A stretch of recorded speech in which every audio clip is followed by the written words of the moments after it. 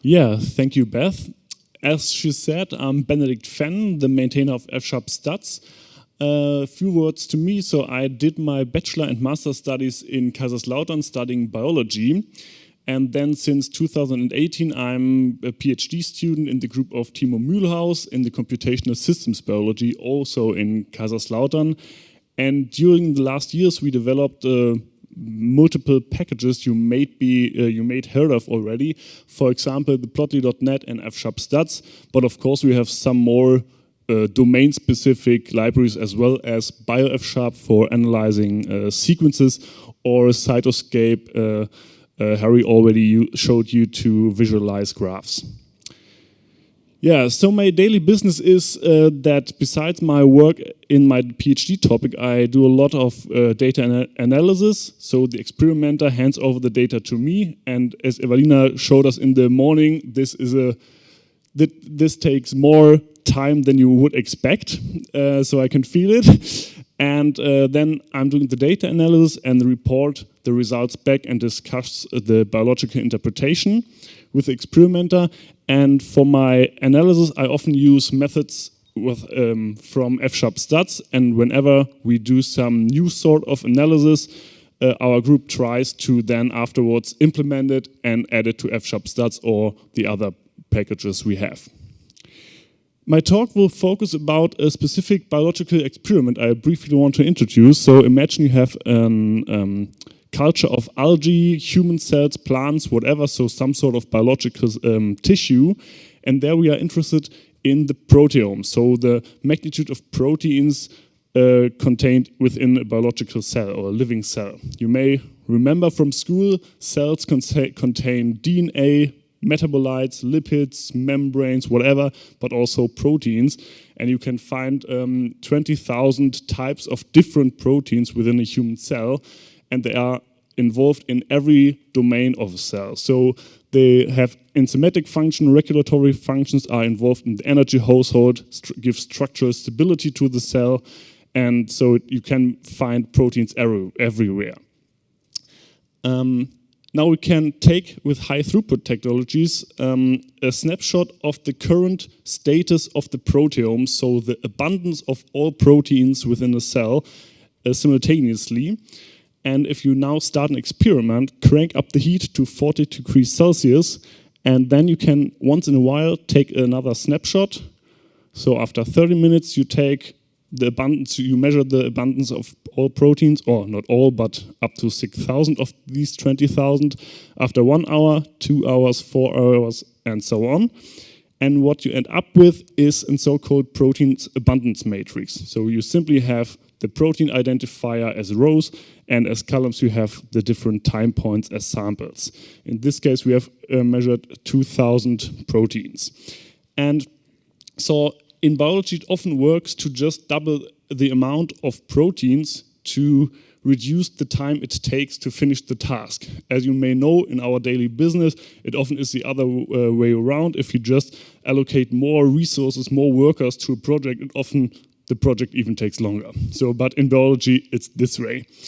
And it's a common length for a time series to be this short, because this measurement of the proteins is still quite costly, quite expensive, and a lot of work. So we often are faced with 4 to 10 time points around this.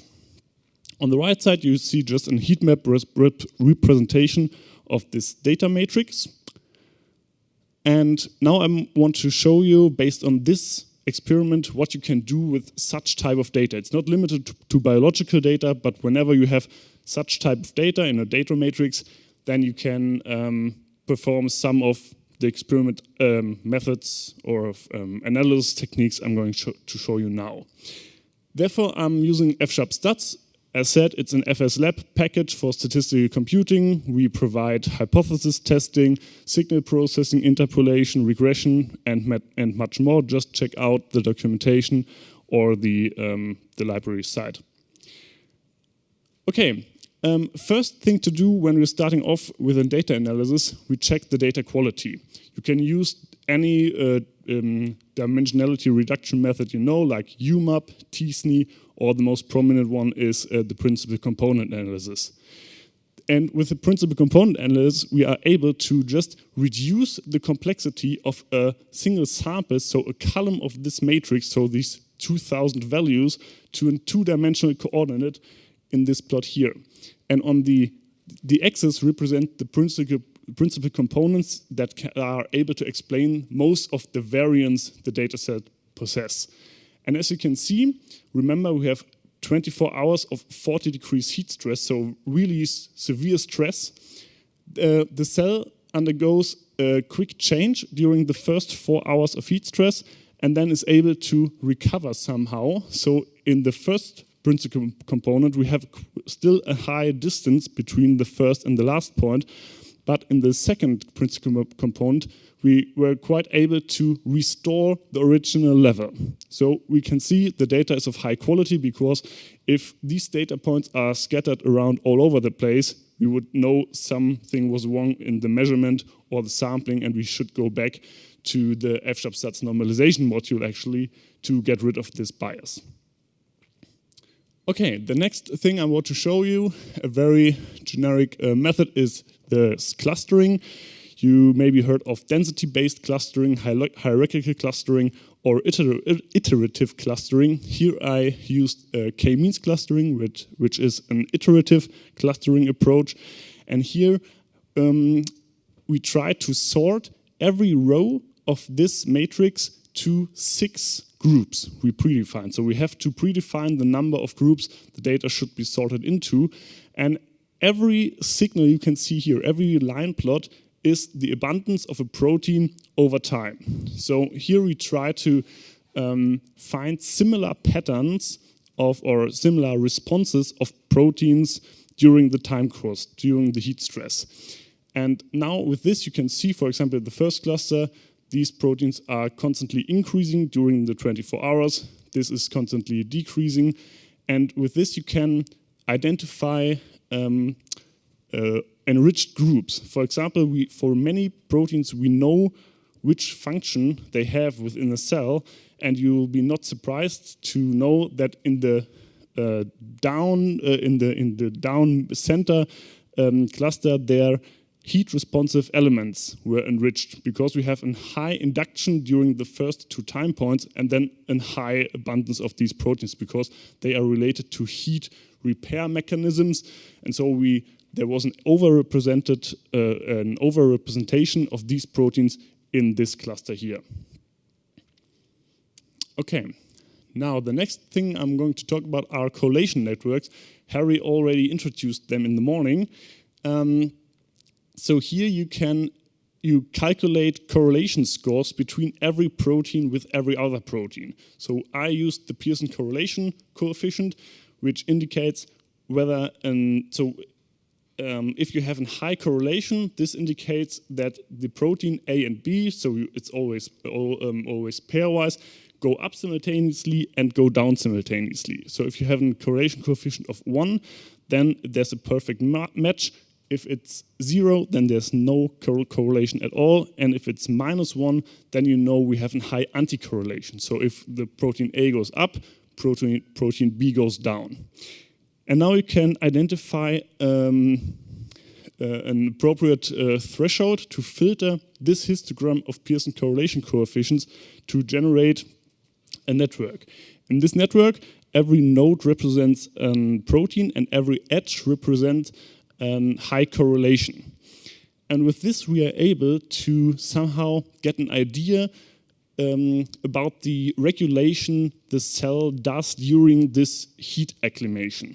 Because you can see, for example, this cluster here on the top right, you can see it's highly connected within the cluster, but also it's disconnected from the main cluster. And this should indicate that there's some sort of heat sensitive or heat sensor within the cell who senses, okay, it's 40 degrees Celsius, quite hot in here, and it's specifically regulating a bunch of proteins that are specifically for the repair of some molecules within the cell who got damaged during the heat. So this molecule may be responsible for this cluster here because it really regulates the abundance of these proteins. Okay, it's called F-sharp stats, so obviously we have some sort of hypothesis testing, and we have a whole bunch of tests available.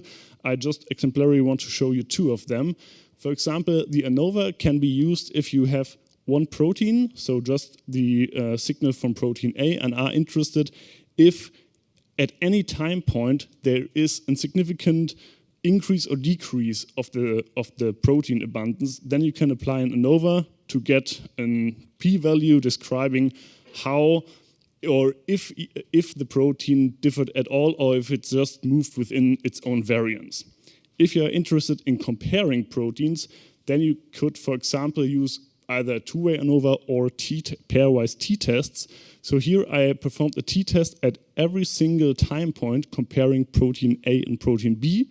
And as you can see, during the first 8 hours of the heat stress, nothing was changing, but there was a significant difference at the 16-hour and 24-hour time point, which is quite strange, because as you think you are suddenly faced with a heat of 40 degrees Celsius, then you would expect that there's a quick change, and the change does not happen after 16 hours. So obviously these proteins are somehow related to a late acclimation response of heat. Okay, the thing I want to go a little bit more into detail is the interpolation stuff. So again, I'm starting with the data matrix, and I'm isolating the protein abundance of one single protein, which you can see here on the right. And the question now is, how would you connect the dots? How would you say something about the intervals between the knots? If you search for data interpolation, you quickly come across the polynomial interpolation if it's not just regarding connecting the dots with straight lines. And if you have a signal of 8 points, you are able to interpolate these 8 points with a 7th order polynomial you can see here on the bottom. For a 7th order polynomial, you need actually 8 coefficients. So if you have 8 unknowns, these points, then you need 8 coefficients to really interpolate the data. But you already can see the problem here, because we have high oscillation in the outer regions of the signal you wouldn't expect. So you wouldn't expect the protein to be highly oscillating in this area here, right? So to reduce this oscillation, you can use cubic splines, which are a clever way of reducing it and ensuring smoothness. Here you are not using a single function, but you're using piecewise polynomials. So you're using cubic polynomials for each interval. But now you don't need only 8 coefficients, but you need 28, because for every interval, and we have 7 of them, you need 4 coefficients to build a cubic polynomial out of it. And I can tell you, if you have 28 unknowns, then you have to know or have to get up with 28 constraints to solve solve for these coefficients. 14 of these interpolation constraints are quite easy, because for every interval we know we have to pass these 2 points. So 14 constraints are done, great, but there are still 14 missing. Therefore we can ensure that the slope at the inner knots, and we have 6 of these inner knots, should be continuous. So we wouldn't expect a dent at the position of the knots. And we can go one step further. We not ensure only the slope to be continuous, but also the curvature, so the second derivative. So then we get a really smooth curve out of S cubic spline. But then we still are left with 26 constraints, and we need 28. And therefore, there are different ways of obtaining these 2 additional constraints. The most common one is to use as boundary condition the natural cubic spline. We just set the second derivative, so the curvature of the outmost knots, to 0. So this is the most used case, but we also can have, for example, in periodic spline, where the slope from the last point should match the slope from the first. So here you have different options. Of course, you don't have to calculate all these constraints and coefficients by yourself. You can just use the interpolation module from F-sharp stats, pass the x data and y data, so the coordinates, and choose the interpolation method you want to use to interpolate your data. For example, a step function, a linear function is just connecting the straight lines. The cubic splines I told you about, a polynomial with these high oscillations, and many more. But now let's take a step back and look at the biology again. So imagine you're an algae cell and you have proteins that are involved in cell division. Actually, the protein I showed you in the beginning is called prohibitin 2 and it's related to cell division. And if you're quickly faced with 40 degrees Celsius, you may know, okay, I'm not thinking about reproduction anymore, I'm just keeping myself alive.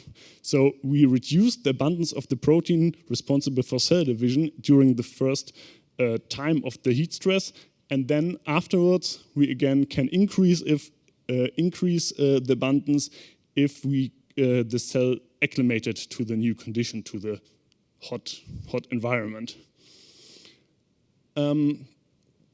But now again the question is, how would you now interpolate the data? Would you use step functions? Certainly not, because there's no reason to do so. We do not have a linear interpolation here, and as I showed you, we have high oscillations here at these interpolation steps. And in biology, we often are interested in the extreme points. So we're often interested in classifying the signals based on their shape, because these minima, this minimum here, down here, really identifies a point of some regulatory switch. So something is happening within this region which causes the protein to change its direction, right? So this is the most interesting thing we are researching in the biology when we have such a time course. And the best thing here from these interpolation methods is a Hermite spline. And I can tell you that this Hermite spline has some constraints, additional constraints to it, because wherever possible, this Hermite spline tries to be monotone. So it doesn't have this oscillation like in this cubic spline or polynomial, but where possible, this monotonicity is ensured, which is great when we try to classify our data based on extreme points, right? But one thing I didn't tell you until now, the signal actually do not look like on the left side, but more as on the right side, because when we measure the protein abundance, we don't have just one replicate, but we have always multiple, because we are measuring proteins of a living system, and we always have a high variability within the data. And so if you now look at the point here, you would say, okay, we have a high uncertainty at this time point. So would it really be a good idea to classify this time course to be the minimum at 30 minutes? I don't think so. So it should more be at 1 hour, or at least be between these two time points. And now we leave the interpolation methods and go over to regression, which is a topic for another day. But the thing we came up with is to use a constraint smoothing spline. So again, constraint to be monotone wherever possible, to be extremely smooth, and to ignore points of high variability. And with this setup of constraints and assumptions, we are able to classify really the shapes of the protein abundance in a cell during some sort of treatment. Here you can see some examples. So in many cases, in the first panel, you can see we do not differ from the interpretation of a linear spline. Just connecting averages is enough. In the second panel, you can see that slight deviations of the sample means would really get us many extrema, so many minima and maxima, which distort our biological interpretation. And on this last slide here, you can see that we are insensitive to really outliers, to points of high variability, and are able to just go through it when applicable. Okay, and with this, I think I'm quietly done. What I want to say is, you can see just with this one data set. It was just one experiment. I can use or can apply a bunch of data science methods to analyze it. And so it is great to have some libraries that are working together, like the one we have in FS Lab, that we have a centralized space to have really high quality documentation so that you can really start from scratch using F# to do data science. Yeah, and if I have time left, I think so, yeah, then I just want to quickly introduce to the topic of tomorrow's workshop. So Kevin and I'm going to host the workshop tomorrow in the morning, where we really apply these methods I just showed you and many more. And if you have some ideas we would like to implement them ourselves, we actually have a coffee logging system in our university. So we have a Raspberry with a touch screen, and we can log our beverages, beers, and coffees we drink since 2018. I think our datasets consist of 30,000 logs. It's entirely written in F#, which is great. And so we are going to, so this is what the data will look like. You will get tomorrow in our workshop. And then we're going to apply to generate some sort of networks, exploratory statistics, some transformations, and whatever you would like to do. Thank you.